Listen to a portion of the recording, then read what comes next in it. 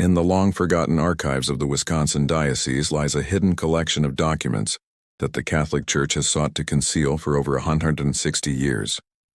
These records describe the mysterious disappearance of 23 nuns from St. Mary's convent near Lake Michigan between 1854 and 1862.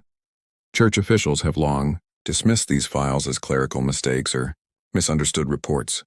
Yet the testimonies of 3 separate diocesan inspectors, combined with a cache of private letters discovered sealed within a convent wall during renovations, reveal a tale so horrifying that even seasoned historians have questioned whether such darkness could truly exist within sacred walls. What follows is the first complete account of what many consider the most disturbing case of religious corruption in American history, a story the Catholic Church has spent immense resources to keep buried. But before continuing with the grim history of St. Mary's Convent, I ask that if this story already unsettles you, subscribe to our channel for more true accounts of America's darkest religious secrets. Our growing community of mystery seekers spans every corner of the nation. Where are you listening from tonight? Share your location in the comments below. Now let us journey back to the Wisconsin countryside of 1854, where this chilling story begins. A thick morning fog drifted over Lake Michigan as Bishop William Quarter's carriage creaked through the iron gates of what would become St. Mary's Convent. The church had recently purchased a vast estate, a former lumber baron's mansion, surrounded by 30 acres of dense woodland, with the intention of creating the first major Catholic institution in the largely Protestant Wisconsin territory. This was part of a greater movement by the church to expand its influence across America's growing frontier, where Protestant sects were rapidly establishing dominance. The limestone mansion, with its 3 imposing wings and towering bell spire, stood in striking contrast to the simple wooden churches scattered across the region. Built in 1842, the central structure featured Gothic arches and narrow, watchful windows that seemed almost alive, gazing across the countryside. 2 wings extended from the main building, the east designated for the sisters' quarters and the west intended for an orphanage and infirmary. Behind the convent rose a small chapel, its steeple piercing the tree line and visible for miles across the flat Wisconsin plains. Local Protestant settlers regarded the newly arrived nuns with suspicion. Their black habits and Irish accents marked them as outsiders in a community dominated by German and Scandinavian Lutherans and Methodists. To many, the hierarchical and ritualistic nature of Catholicism felt alien and even threatening, compared to the familiar, democratic style of their own congregations. On the day of the convent's consecration, a small crowd gathered beyond the gates. "Papists," muttered Elijah Hoffman, a respected elder of the local Lutheran church as the dark-robed sisters processed into the chapel. "They'll bring their foreign ways and corrupt our children with idolatry." His companion, Wilhelm Schmidt, nodded gravely. "My grandfather fled Germany to escape the Catholics' persecution, yet now they follow us here." This sentiment, though not universal, reflected the deep tension that would soon form the backdrop of tragedy. "St. Mary's will serve as a beacon of God's mercy in this wilderness," declared Bishop Quarter during the consecration ceremony. His voice echoed through the newly finished chapel, where soft morning light streamed through simple stained glass windows, painting the wooden pews with muted color. "Under the guidance of Mother Superior Catherine Murphy, this convent shall offer shelter to orphans, comfort to widows, and healing to the sick." His Boston accent carried with authority as he introduced the 3 women who would lead the convent: Mother Superior Catherine, Sister Elizabeth Foster, and Sister Margaret Clark, each from prominent convents in the East. Mother Superior Catherine stood tall and commanding, her black habit immaculate, her gaze sharp and unwavering. At 42, she carried the authority of long experience. Her elegant yet firm hands seemed equally suited to comforting a child or disciplining a disobedient novice. Those who met her often remarked on her pale blue eyes that seemed to pierce through pretense. "Mother Catherine comes to us with the highest recommendations," the bishop continued. "Her work at St. Augustine's in Boston has prepared her well for the challenges of the frontier." Sister Elizabeth, 38, oversaw the orphanage. With her soft voice, round face, and gentle hands, she radiated maternal warmth. Her perpetual smile and careful speech gave the impression of thoughtful kindness, though some later would interpret it as calculation. Sister Margaret, 35, led the infirmary. Tall and spare, with sharp eyes and delicate hands, she carried herself with a quiet precision. Skilled in both traditional herbal remedies and modern medicine, she had earned respect from physicians in Boston and New York alike. 20 younger nuns, most in their 20s and newly arrived from Ireland, completed the founding community. They stood in a straight line, heads bowed, habits immaculate, as Bishop Corder blessed them by name: Sister Agnes O'Connor, Sister Bernadette Walsh, Sister Teresa Donovan, Sister Mary Collins, and others, young women who had left behind families and homelands to serve God in a strange, distant land. Though solemn during the ceremony, their faces sometimes betrayed traces of fear and uncertainty. That first evening, Mother Catherine addressed her sisters in the refectory, the flickering candlelight casting long shadows on the stone walls. The air smelled of bread and weak tea, while the chill of Wisconsin autumn crept through the thick masonry. "We will face hardships unknown to our sisters in the East," she warned, her voice calm but firm. "We will encounter suspicion from those who do not understand our faith. Yet through devotion and sacrifice we will prevail." The young nuns clung to her words, desperate for reassurance in this unfamiliar wilderness. Later that night, as they lay in their narrow cots within the dormitory, Sister Agnes whispered to Sister Bernadette, her voice trembling despite her efforts at bravery, "Do you think the locals will ever accept us?" Bernadette reached out and squeezed her hand gently in the dark. "They feared our Lord once too," she murmured. "We'll show them through our kindness that we mean only good." Their conversation fell silent as footsteps echoed in the corridor, Mother Catherine making her nightly rounds to ensure order. Within weeks, the convent had settled into a steady rhythm of prayer and labor. The day began with matins at 3 a.m, the chapel bells cutting through the pre-dawn mist. Latin chants filled the air 7 times daily, from early prayers to Compline at 9 each night, their voices blending with the rustle of pines and the distant calls of cattle. Between devotions, the sisters tended to their duties, teaching orphans, caring for the sick, and maintaining gardens that sustained the community. Their lives followed an unyielding schedule: prayer, work, meager meals, brief rest, more prayer, a cycle designed to suppress earthly desires and focus the soul on divine service.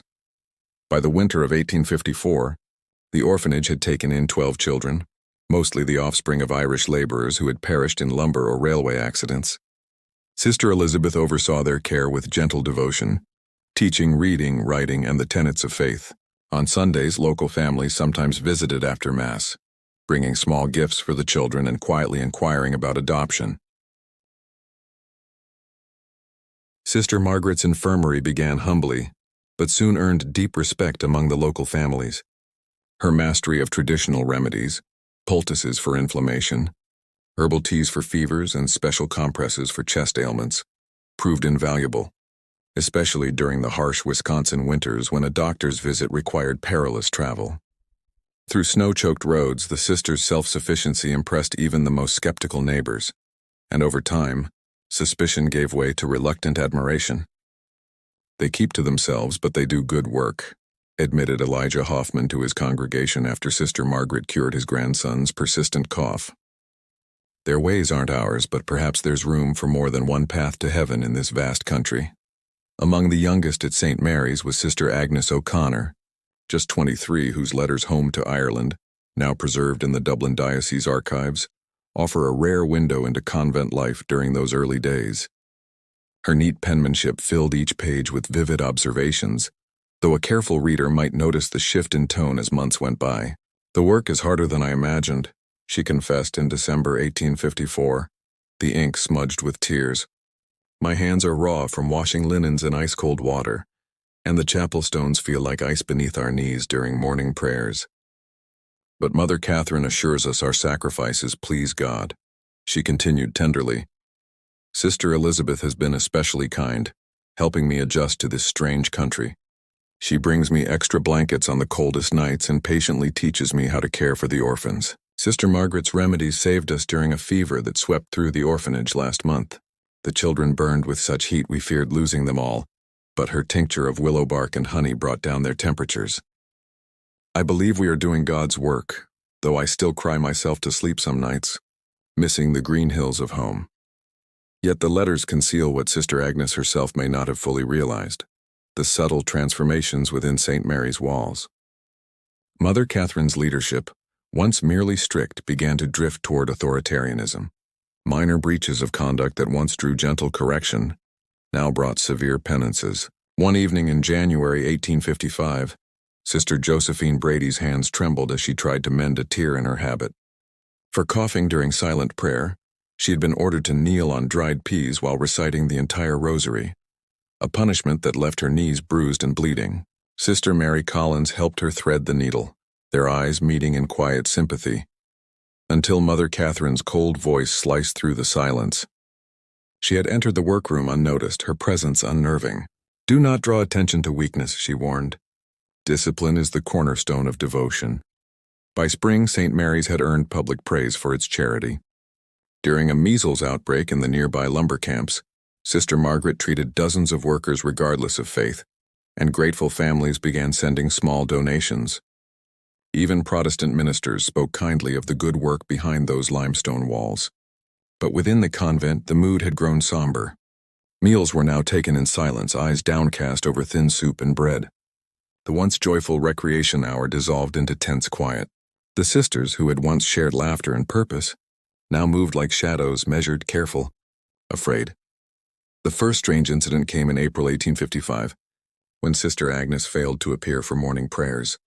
Her absence was immediately noticed, a single gap in the perfect formation of 20. When Mother Catherine entered the chapel, her expression unreadable, she announced that Sister Agnes had been called to assist at a mission in Minnesota. Her departure was sudden, as such callings often are, she said. "We shall pray for her success." Sister Bernardet's spoon clattered at breakfast. "But Mother," she said nothing to me. Her voice faltered under Catherine's icy stare. "Are you suggesting that a bride of Christ must seek permission from her sisters rather than her superiors?" The question froze the room. "No, Mother. Forgive me," Bernardet murmured. No one had seen Agnes pack or leave, yet her few possessions were gone. Still, Sister Mary Collins, whose cot was beside hers, whispered later to Sister Teresa Donovan, "Her cloak still hangs on its peg.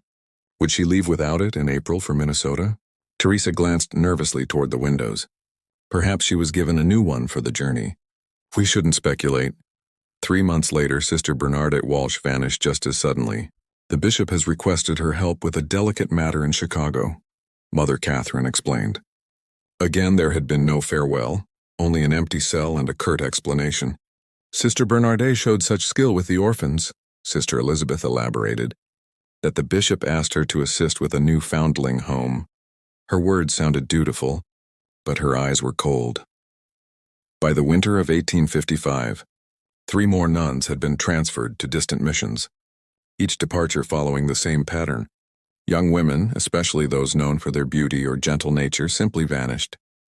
Letters sent by their families were returned months later, with oddly formal replies that years afterward, handwriting experts identified as written by the same person, not the missing nuns themselves. Sister Teresa Donovan, tall and strong from her years of farm work before taking her vows, was one of the few to question the growing unease. She had already earned Mother Catherine's disfavor for challenging the increasingly harsh penances imposed on the younger sisters. "It's strange," she whispered to Sister Mary Collins as they worked the garden in the summer of 1856, hands deep in the soil. "So many transfers from Rome, yet no proper documentation. And have you noticed it's always the youngest, the prettiest? First Agnes with her golden hair, then Bernadette with her lovely singing voice, Catherine with her fair complexion, and Josephine with her—" She stopped suddenly as a shadow fell across the garden bed.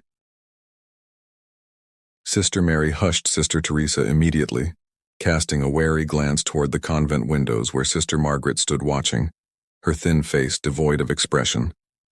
"Mother Catherine has her reasons," she whispered. "We must trust her wisdom." The following week, Sister Teresa vanished. At morning prayers, the official explanation was that she had been called to a contemplative retreat in Montreal.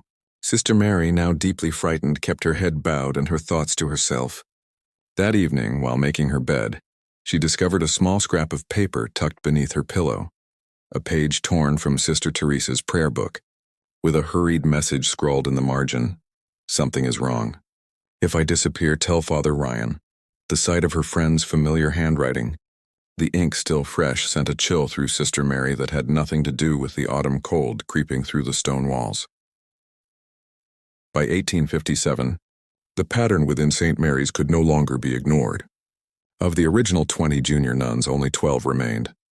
Yet the official explanations continued: missions abroad, retreats, nursing assignments during outbreaks. To outsiders, the convent appeared serene. Families still brought the sick to Sister Margaret's infirmary. Orphans still received care under Sister Elizabeth's gentle supervision. Visitors on Sundays saw nothing amiss, only solemn black-clad figures moving gracefully from chapel to garden to refectory. But within the limestone walls, fear had become a living presence. The remaining sisters spoke in whispers, avoided solitude, and watched one another with growing dread as their numbers dwindled. Mother Catherine's rule grew ever harsher. Small breaches of discipline brought cruel punishments: fasting, sleepless nights spent praying on freezing floors, or public confessions of private sins. When Sister Claire O'Donnell was caught with a small piece of chocolate sent from home, she was forced to kneel before the entire community and confess to gluttony and deceit, unworthy of a bride of Christ. Her penance was 3 days of fasting, permitted only a piece of bread and water at dusk. On the second day, she fainted during prayers, and it was Sister Margaret who revived her with smelling salts, her thin lips curling, some later said, in what could only be described as a smile. One bitterly cold night in January 1858, Sister Mary Collins awoke to muffled noises from the cell beside hers. Through the thin wall she heard Sister Rebecca Murphy's muffled sobs, followed by a low, commanding whisper she recognized as Mother Catherine's. "You will come with us now. Make any noise and you'll regret it." Then came shuffling footsteps and silence. Sister Mary lay rigid in her narrow bed, her heart pounding so loudly she feared it might give her away. She heard 3 sets of footsteps receding down the corridor, and then a sound that would haunt her forever, a cry quickly stifled, followed by the unmistakable drag of a body being moved. The next morning, Mother Catherine announced that Sister Rebecca had been called to serve at a frontier mission in the Dakota Territory. "The native children there require instruction," she said, her pale eyes sweeping the refectory. "Sister Rebecca's patience with orphans has prepared her for this holy task. We shall miss her gentle presence but rejoice in God's purpose for her talents." Sister Mary, trembling, managed to keep her composure through prayers, the rosary beads slipping between her shaking fingers as her mind raced with dreadful possibilities. What had happened to Sister Rebecca and to all the others? That afternoon, while sweeping near Mother Catherine's office, Sister Mary overheard a chilling conversation. The heavy oak door was slightly ajar and voices carried clearly. "The doctor says this one will fetch a higher price," came Sister Elizabeth's voice, cold and detached. "Men pay extra for the innocent ones," Sister Margaret's reply followed, accompanied by the faint clinking of glass. "We must be cautious. 3 in 1 month raises suspicion. The bishop's secretary mentioned it in his last letter." Mother Catherine's laugh, low and dismissive, sent an icy shiver through Sister Mary. "The bishop is easily managed. Another donation to his cathedral fund and his doubts will vanish. We've established a believable pattern. No one questions nuns sent to frontier missions or claimed by illness during charity work." "What about the Collins girl?" Sister Margaret asked, lowering her voice. "She listens at doors. I've seen her."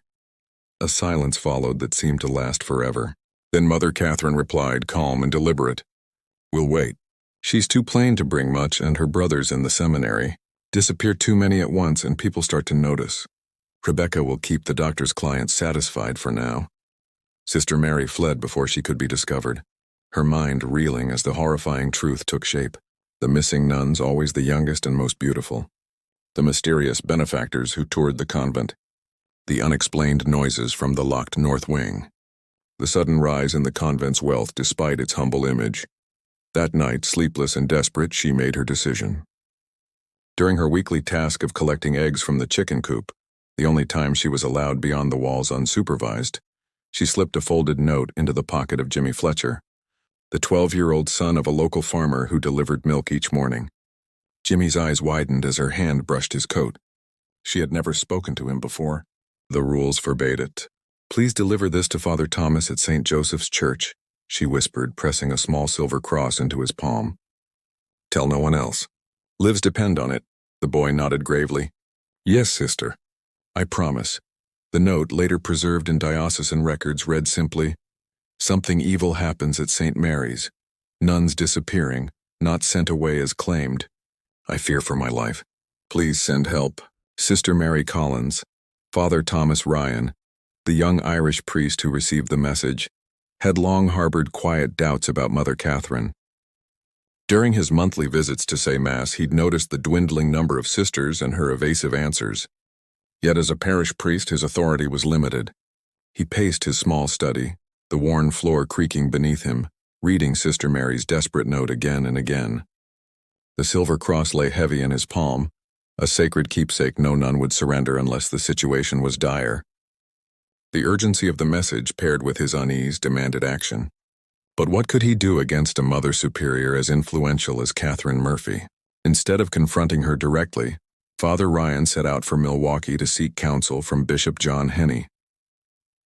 The journey took a full day on horseback along treacherous late winter roads of ice and mud.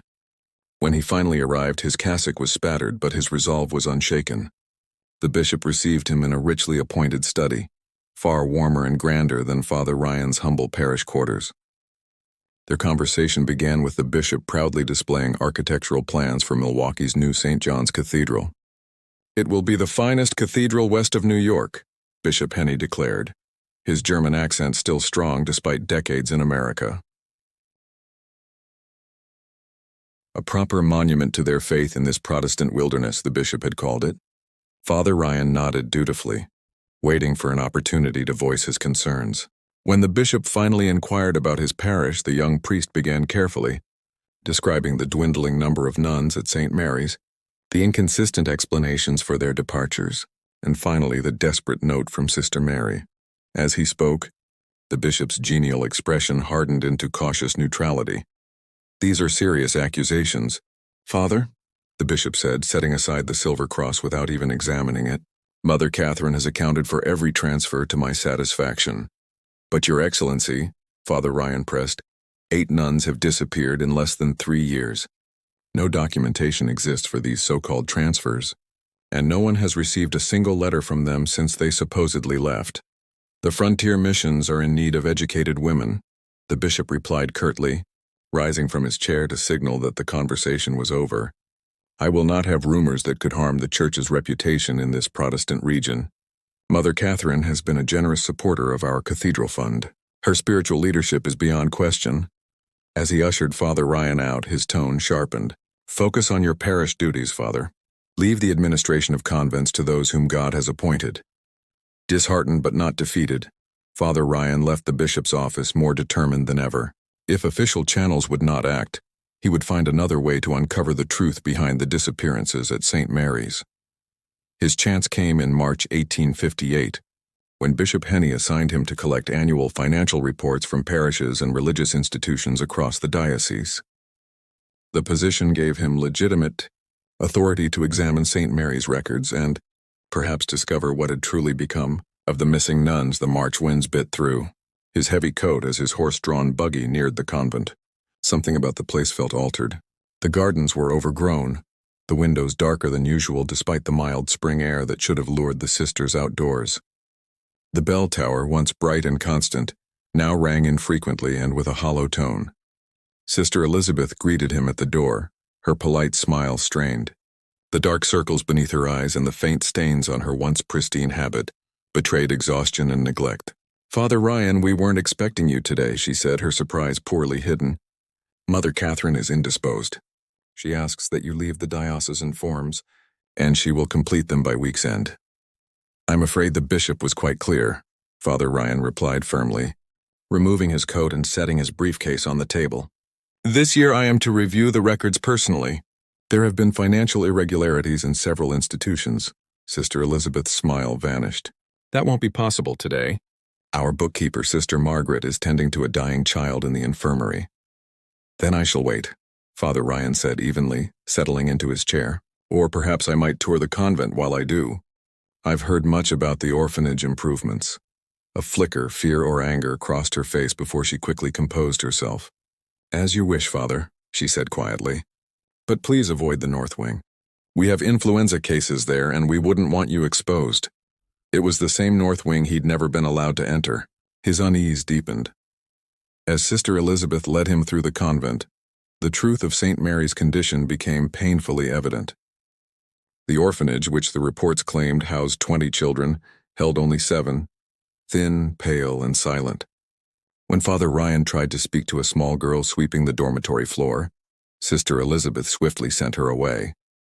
The infirmary, supposedly filled with local patients, contained only 3 elderly residents, none appearing ill. Sister Margaret was nowhere to be found despite her supposed vigil over a dying child. Even the number of nuns had diminished drastically. Only 3 months earlier, during his last visit, Father Ryan had counted at least 15. Now there were only 8, including Sister Elizabeth herself. Each inquiry about the missing sisters, Rebecca, Josephine, Claire, was met with the same vague explanation. Transferred to mission work. And Sister Mary Collins? He asked casually as they passed the laundry room, where 2 silent nuns worked in clouds of steam. Sister Elizabeth hesitated. Sister Mary has been assigned to our mission in St. Louis. She left just last week. Her experience with the orphans made her especially suited to the work there. Father Ryan nodded, concealing his dread. The author of the desperate letter had now vanished as well. Requesting to see the chapel before departing, he found it neglected, dust on the altar rails, unpolished candlesticks, wilting flowers left long past their time. The place that once pulsed with prayer now felt hollow, stripped of its sanctity. While Sister Elizabeth stepped aside to speak with a novice, Father Ryan seized his moment and slipped through a side door into the residential wing. The corridor was unnaturally silent for the hour. Many of the cells stood empty, their few belongings gone, as though their occupants had truly departed or been removed. Then from the far end he heard it, a faint broken sound between a whimper and a moan, seeping from behind a heavy wooden door with an iron lock. He approached, heart pounding. "Is someone there?" he whispered. "Do you need help?" A pause, then a hoarse female voice, trembling and weak. "Father, is that you? Please help us, please." Before he could respond, Mother Catherine's voice cut through the silence. "Father Ryan, this area is strictly cloistered. Your presence here is most inappropriate." He turned to find her standing behind him, flanked by Sister Margaret and a large, rough-looking man in laborer's clothes, broad-shouldered, unsmiling, and clearly meant to intimidate. "Forgive me, Mother," Father Ryan said quickly, forcing calm into his voice. "I must have lost my way after leaving the chapel." Mother Catherine's pale eyes studied him coldly. Though thinner than before, her authority was undiminished. "This wing houses sisters under special spiritual direction," she said slowly, her tone leaving no doubt that his intrusion would not be tolerated. "Their seclusion is essential to their devotional practice," Mother Catherine said smoothly. "I heard someone calling for help," Father Ryan countered, summoning his courage. "You heard Sister Anne during her spiritual exercises," Sister Margaret replied evenly, her tone rehearsed. "Some of our most devout sisters practice mortification of the flesh. Their cries can be misunderstood by those unfamiliar with advanced devotional discipline. Mr. Callahan will escort you out," Mother Catherine said, nodding to the burly man at her side. "We will send the financial reports to Milwaukee by week's end." The man stepped forward, his manner polite but his presence unmistakably threatening. "This way, Father," he said, gripping Ryan's arm with unnecessary force. As the priest was led away, he caught one last glimpse of the locked door and shuddered at the memory of the pleading voice behind it. What did she mean by us? How many were imprisoned there? Once clear of the convent gates, Father Ryan lashed the reins, sending his horse galloping down the road as his thoughts raced faster still. The voice, the locked door, the missing sisters, the frightened children, and the imposing Mr. Callahan all pointed to something deeply sinister within St. Mary's. This was beyond his power as a parish priest. Bypassing Bishop Henney, whom he now suspected of complicity or deliberate blindness, he sent an urgent telegram directly to Archbishop John Hughes of New York. Grave concerns regarding St. Mary's Convent, Wisconsin, multiple disappearances of nuns, evidence of imprisonment, possible danger to remaining sisters. Local bishop unresponsive. Request immediate diocesan investigation. Father Thomas Ryan, St. Joseph's Parish. If you felt a chill as this story unfolds, you're not alone. Many who hear such dark chapters of history feel it too. Take a moment to like this video and share it with someone who appreciates true historical mysteries. Your support helps us continue uncovering America's hidden past. As we return to 1858, a storm was brewing over St. Mary's Convent that would soon expose horrors beyond imagination. Archbishop Hughes, a man known for his uncompromising leadership, wasted no time. Rather than alerting Bishop Henny, he dispatched his personal secretary, Monsignor Patrick Kelly, to conduct a surprise inspection of St. Mary's. On April 17, 1858, Monsignor Kelly arrived unannounced at the convent gates, accompanied by Father Ryan and two senior priests from nearby parishes. The spring morning was clear and bright, the air filled with the optimism of planting season, but over St. Mary's hung an oppressive stillness. Ravens circled the bell tower, their harsh cries echoing across the courtyard like an omen. Mother Catherine's reaction to the unexpected visitors spoke volumes. The usually composed woman appeared flustered, her pallor tinged with either fear or anger as she recognized Monsignor Kelly's robes and the sealed documents in his hand. The convent itself was in chaos, nuns hurrying through the halls, whispers and hurried footsteps betraying panic. Through an open window, Father Ryan saw two young sisters rushing stacks of papers to the kitchen, where a cast-iron stove blazed despite the warmth of spring. A bitter, smoky scent of burning parchment drifted into the courtyard. "This is highly irregular, Monsignor," Mother Catherine protested sharply as the party entered the main hall. "We have established procedures for visitations. Bishop Henny always sends word well in advance, which is precisely why Archbishop Hughes instructed me not to," Monsignor Kelly replied coolly. In his 50s, his silver hair and weathered features lent him an authority that even Mother Catherine hesitated to challenge. "I have here a letter bearing the Archbishop's seal, authorizing a full inspection of this convent, its records, its property, and its residents. I trust you will comply." Mother Catherine's eyes flicked toward Sister Margaret, who lingered in a doorway, her expression unreadable. Something passed between them, a look, a warning, before Mother Catherine turned back with a strained smile. "Of course, Monsignor, St. Mary's has nothing to hide. However, I must ask that you respect the seclusion of our cloistered sisters. Some are engaged in deep spiritual retreat. My authority extends to all parts of this institution," Monsignor Kelly replied, unfolding the Archbishop's letter before her. No exceptions. What followed would later be chronicled in his 40-page report as a day that unveiled horrors unparalleled in the modern church. The inspection team divided. Monsignor Kelly and Father Ryan headed for the north wing and its locked door, while the other priests interviewed the nuns and examined the accounts. As they neared the forbidden corridor, Sister Elizabeth suddenly stepped into their path, her normally gentle demeanor replaced by defiance. "Mother Catherine has forbidden entrance here, Monsignor. The sisters within are in spiritual retreat," Sister Elizabeth, Kelly said firmly but not unkindly. "I speak with the authority of Archbishop Hughes. Open this door, or you will stand in violation of your vow of obedience." Her composure wavered. "You don't understand what you're doing," she whispered. "He will be most displeased." "He?" Father Ryan asked quickly. "Do you mean Bishop Henny?" But Sister Elizabeth only shook her head, her eyes flicking nervously toward the windows, as if fearing who or what might be watching. At last, trembling, she stepped aside. When the door was opened under threat of excommunication, the sight that met them froze the blood in their veins.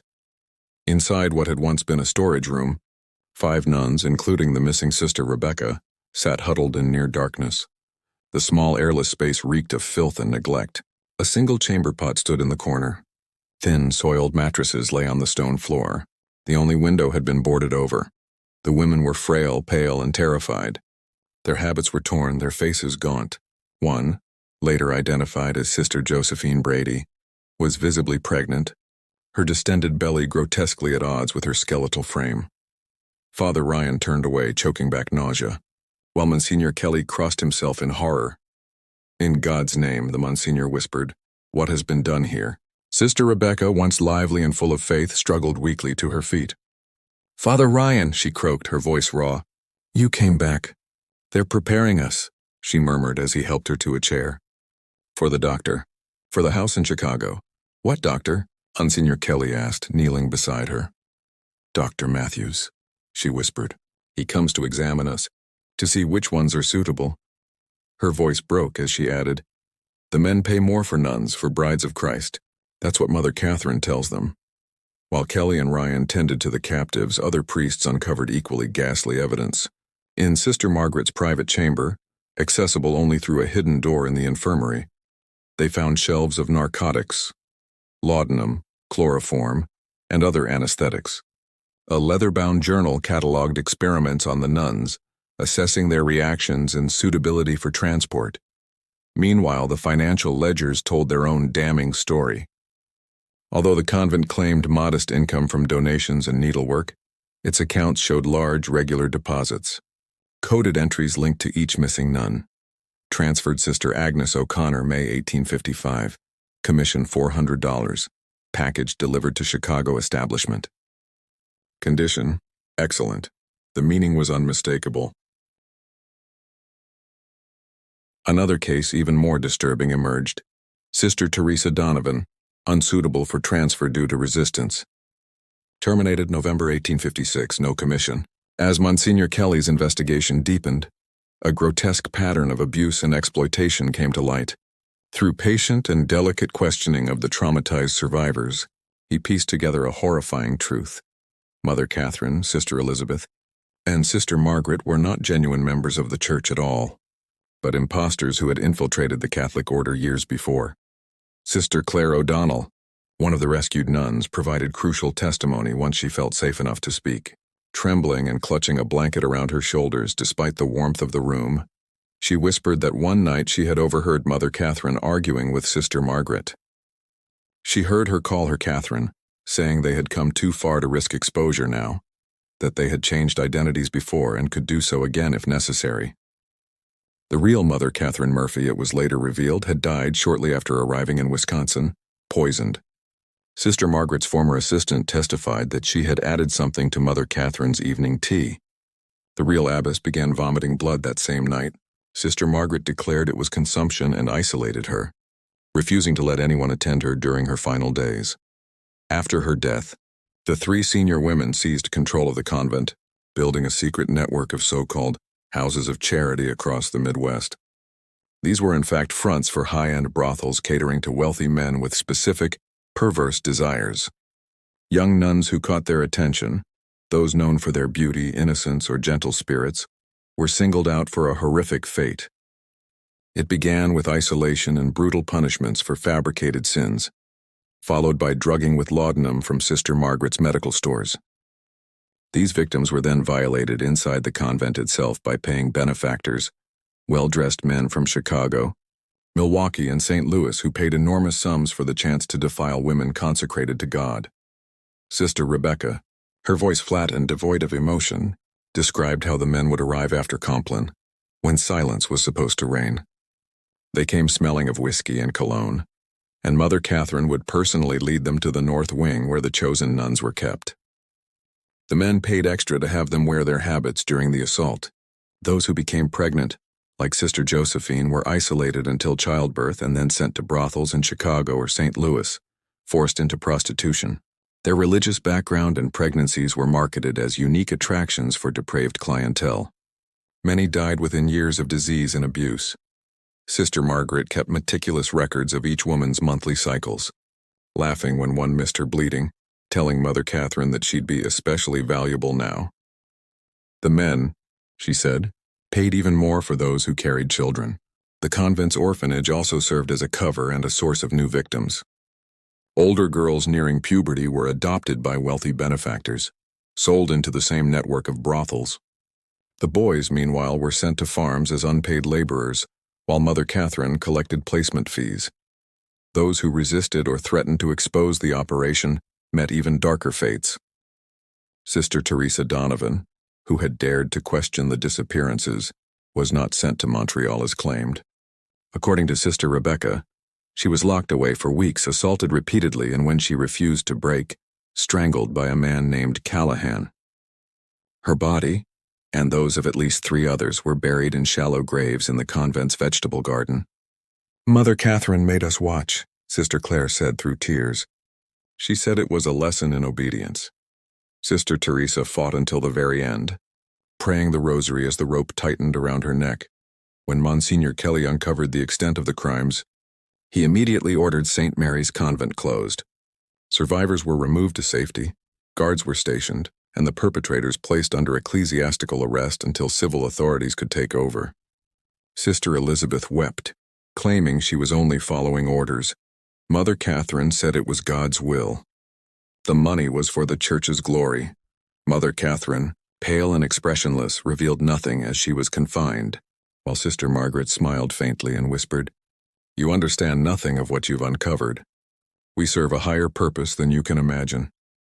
That night, however, the church's attempt at quiet containment unraveled. Callahan returned, found the convent under guard, and fled to Chicago to warn others. By morning, when civil officials arrived with arrest warrants, both Mother Catherine and Sister Margaret had vanished. Only Sister Elizabeth remained, found in a catatonic state kneeling in the chapel. The window was locked from the inside, the door unforced, as though the women had vanished into thin air. Later it was suspected that they had escaped through hidden passages dating back to when the building had been a lumber baron's mansion. The subsequent civil investigation exposed the full scale of the conspiracy. Financial records from Mother Catherine's hidden safe showed over $100,000, equivalent to roughly $3 million today, passed through her hands in 8 years. Coded ledgers listed 23 nuns and 17 orphaned girls trafficked to brothels across the Midwest. Letters to Chicago and New Orleans business partners detailed the services offered and prices charged. A genuine sister of charity, untouched before our establishment, minimum $300. Special requests, habit, religious implements, 50 pregnant sisters, exclusive, $500. The most damning evidence was a small leather notebook found sewn inside Sister Elizabeth's mattress. Inside were names, dates, and chillingly detailed notes about each vanished woman. Some were recorded with clinical detachment. Sister Agnes delivered to Chicago, September 1855, valued $400. Others revealed twisted pleasure in their suffering. Sister Teresa fought magnificently. Callahan enjoyed subduing her. Buried east corner of Beanfield, Novers, 1856. The notebook also mentioned a certain Dr. William Matthews, once a respected Chicago physician disgraced for indecent behavior toward female patients. He had provided medical examinations confirming the women's health and, most disturbingly, their virginity, greatly increasing their market value. One note read, "Dr. M confirms Sister Rebecca suitable for premium placement. Recommends maximum usage before transfer to ensure compliance." The investigation soon expanded to the convent grounds, where authorities, guided by the notebook's cryptic clues, began excavating parts of the vegetable garden. What they uncovered was horrifying. The remains of 4 nuns buried in shallow graves among the herbs and bean plants. Forensic examination, though limited by the methods of the era, confirmed Sister Rebecca's account. The women had died by strangulation, their bodies hidden without ceremony or marker. One victim, identified as Sister Mary Collins through a small St. Bridget medallion found with her remains, appeared to have been buried more recently than the others. The unsettled soil suggested she had been killed shortly before or during Father Ryan's visit, possibly after delivering the note that ultimately exposed the convent's secrets. Sister Elizabeth Foster, born Margaret Wilson, was the only one of the 3 ringleaders to face justice. Declared mentally unfit for trial, she was committed to the Wisconsin State Asylum, where she died in 1863 without ever speaking another word. Medical records describe her as catatonic during the day, but prone to nighttime fits of screaming about the Master coming to punish her betrayal. Mother Catherine Murphy, whose real name was never confirmed, and Sister Margaret Clark, later identified as Catherine Donovan, no relation to the murdered Sister Teresa, vanished completely. Unconfirmed reports placed them in New Orleans and later Havana, where they were said to be operating similar schemes involving young immigrant women. Despite detailed descriptions circulated nationwide, Mother Catherine, around 45, tall and commanding with blue eyes and a Boston accent. Sister Margaret, thin and sharp-featured with dark eyes and streaked hair. Neither woman was ever found. Their accomplice, James Callahan of Chicago, was captured 6 months later during a brothel raid and executed for killing a police officer in the process. Before his hanging, he confirmed many details of the St. Mary's operation but claimed ignorance of the leader's whereabouts. They planned for this, he confessed to the prison chaplain. Mother Catherine always said we had escape routes, new names, new lives. They've done it before, changed their skins like snakes. When asked about the master, the figure mentioned in Sister Elizabeth's writings, Callahan became visibly shaken. Don't ask about him, he warned. He's not someone you want to know. Not someone you want knowing you. Whether this master referred to a real person, a coded identity, or a delusion remains one of the enduring mysteries of the St. Mary's case. The church acted swiftly to suppress the scandal. Bishop Henney was discreetly reassigned to a monastery in Europe, where official records state he spent his final years in prayerful reflection on his administrative failings. His private correspondence, however, reveals a man tormented by guilt. The blood of those poor women cries out to heaven, he wrote in 1860. Mother Catherine said the funds were for missionary work. I never questioned. God forgive me, I never questioned. The convent buildings were demolished, the land sold, and the proceeds used to establish an orphanage in Milwaukee. The church made no public mention of the bodies or the crimes uncovered. The site was deconsecrated in a quiet ceremony attended only by senior clergy, and the surviving nuns were scattered to convents across the country under strict vows of silence, forbidden on pain of excommunication to ever speak of what had occurred. Among them, Sister Josephine Brady gave birth 2 months after her rescue. Despite pleading to keep her child, the infant was taken and placed with a Catholic family in Pennsylvania, her origins kept secret. The separation shattered Josephine. She took her own life in 1861, leaving behind a single note, I cannot forget, I cannot forgive. Not them, not the church, not myself. May God have mercy on us all. Sister Rebecca Murphy, however, refused silence. Leaving the religious life and adopting the name Rachel Martin, she published The Dark Convent in 1865, a harrowing first-hand account that aligned with the official investigation. Though swiftly denounced by church authorities as anti-Catholic propaganda and nearly erased from circulation, surviving copies confirm its accuracy. What happened at St. Mary's, she wrote, was not the work of a few evil women, but of a system that prizes silence over truth, reputation over justice. Rachel Martin disappeared from public record after 1866, though evidence suggests she moved west to California and founded a shelter for abused women, an early form of refuge inspired by her own trauma. Father Thomas Ryan, whose persistence had uncovered the horrors of St. Mary's, was initially praised but later reassigned to a remote parish as the church sought to bury the scandal. His journals, discovered after his death in 1886, reveal a man still haunted. I see their faces in my dreams. I hear their cries. If the church will not speak for them, may someone someday remember.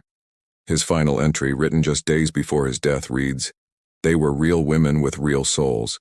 They suffered real horrors. If the church forgets them, I pray history will not. Just when it seemed the story of St. Mary's had ended, the darkness surrounding it deepened. If this tale chills you, share it with someone who seeks the truth behind forgotten tragedies, and join us as we uncover the final haunting chapter of this American mystery. The exposure of the operation ignited a wave of scrutiny across Catholic institutions throughout the Midwest.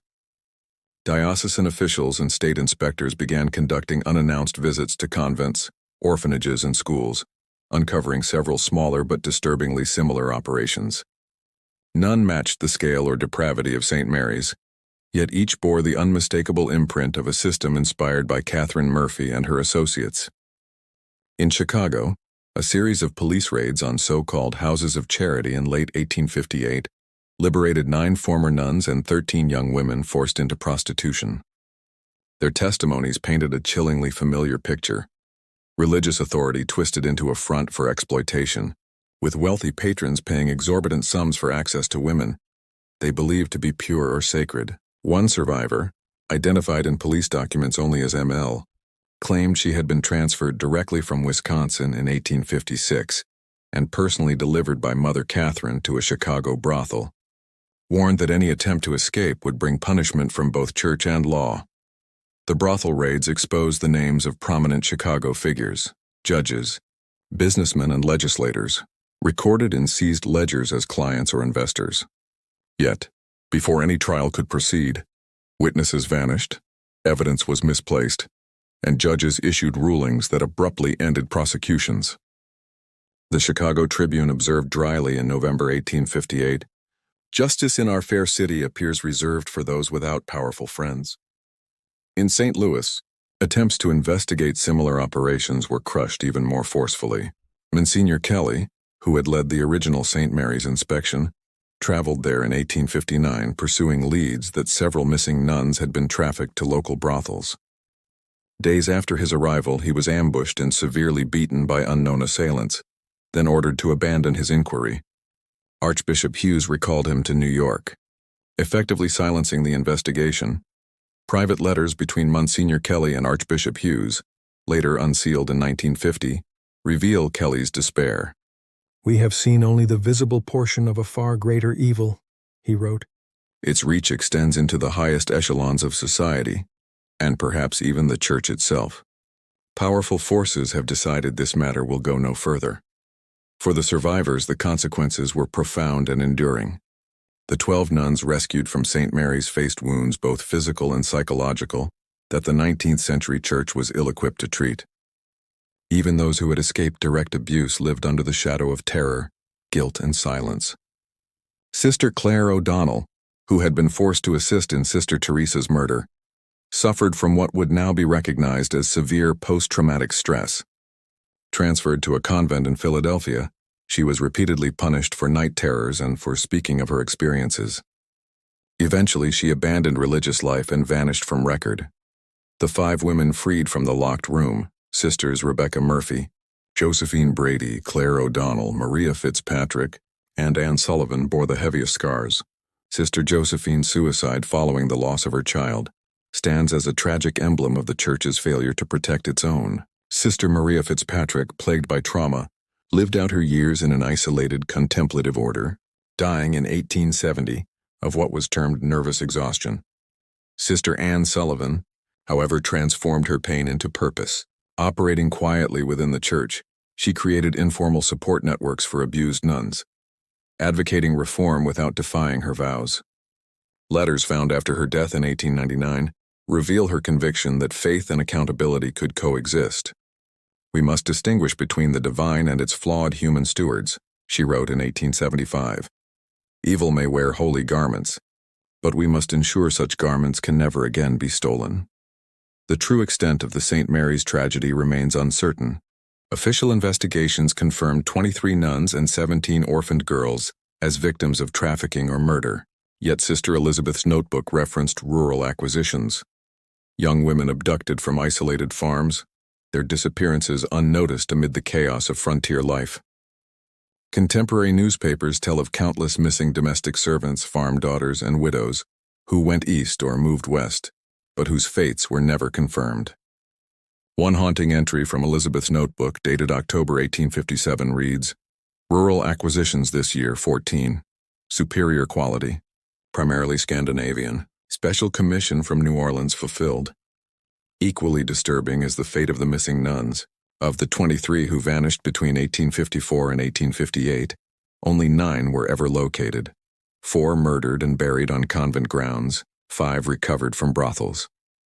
The remaining 14 disappeared into the vast shadows of the trafficking network, likely sold to operations in New Orleans, San Francisco, or abroad.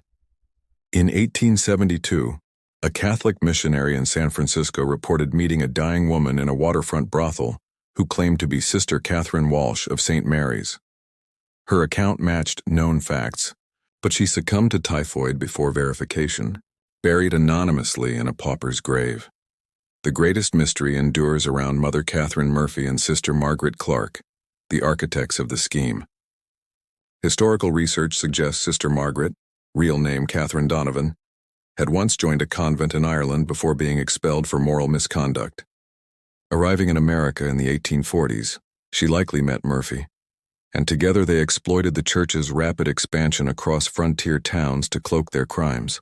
Their disappearance after the scandal's exposure triggered one of the largest but most discreet manhunts of the pre-Civil War era. Reported sightings placed them in New Orleans, Havana, and later Mexico City, always near religious or charitable institutions catering to the wealthy. Forever elusive, their legacy of corruption and suffering echoing long after they vanished. The last credible report came from a former Chicago police detective hired by the New York Diocese to trace the fugitives. His findings placed both women in Veracruz, Mexico in 1863, running what they called a finishing school for young ladies, a place he noted bore unmistakable similarities to their previous operation. The detective's report, preserved in the New York Diocesan Archives, ended ominously. He believed the women known as Murphy and Clark had re-established their enterprise under the protection of powerful Mexican patrons. His inquiry was cut short when two local officials who had agreed to accompany him were found dead on the morning they were to inspect the school. Terrified and warned in violent terms to abandon his pursuit, the detective concluded the women enjoyed protection at the highest levels of society. The legacy of St. Mary's extended far beyond the immediate tragedy. The case fueled growing anti-Catholic sentiment throughout the 1850s and 1860s, with Protestant newspapers using it as sensational proof of moral decay within Catholic institutions. In turn, Catholic communities grew more defensive and secretive, inadvertently strengthening the very culture of silence that had enabled such abuse.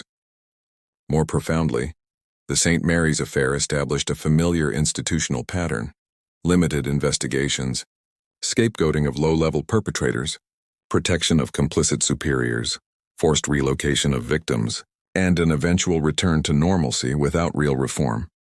In private correspondence later unsealed in 1975, Archbishop Hughes admitted these systemic failures to Vatican officials. "We have removed the immediate cause of scandal and cared for the victims," he wrote. "Yet our oversight contains fundamental flaws that permitted such horror to continue unchecked. I urge a full review of how we select and monitor those in positions of authority." His warning, however prescient, was quietly set aside.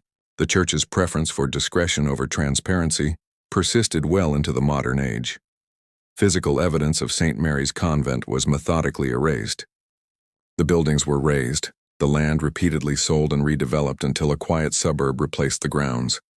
Residents today live unaware of the history beneath their homes.